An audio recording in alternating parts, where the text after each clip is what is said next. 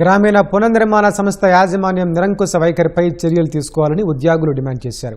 రోడ్డున పడ్డ 2300 మంది ఉద్యోగుల కుటుంబాలకు న్యాయం చేయాలంటూ విజయవాడ ధర్నా చౌక్లో నిరసన తెలిపారు.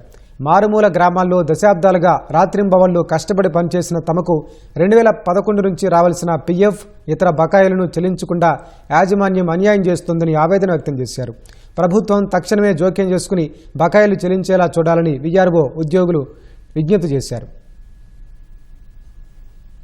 మాకు రావాల్సినటువంటి బకాయిలు చెల్లించాలని చెప్పేసి ఎన్నో తీరుగా వాళ్ళకు మెమరాండాలు, విజ్ఞప్తులు, వినతి పత్రాలు సమర్పించాం. అయినా కూడా యాజమాన్యం పెడచెవన పెట్టి మమ్మల్ని మీరు ఎంప్లాయీసే కాదని చెప్పేసి నిమ్మకనీరెత్తగా వివరిస్తూ అక్రమ కేసులు బనాయిస్తున్నటువంటి సందర్భం.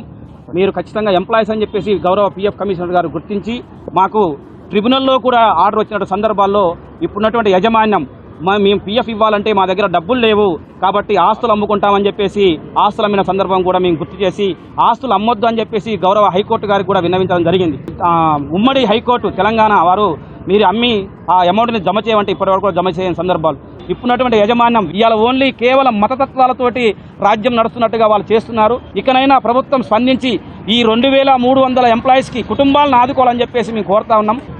మమ్మల్ని స్వచ్ఛంద సేవకుల కింద గుర్తించి ఈరోజు మేము చేస్తున్న ప్రతి పనిలో డైరెక్టర్గా చెప్పుకుంటున్న వెలాంగిణి గారు ఈ సంస్థలకు సంబంధించిన ఆస్తులన్నీ పోగు చేసుకుని అక్రమ ఆస్తులన్నీ ఆయన అమ్ముకుంటూ ప్రతి పనికి అడ్డుకుంటూ మాకు రావాల్సిన బకాయిలు ఏది రాకుండా చేస్తున్నారు.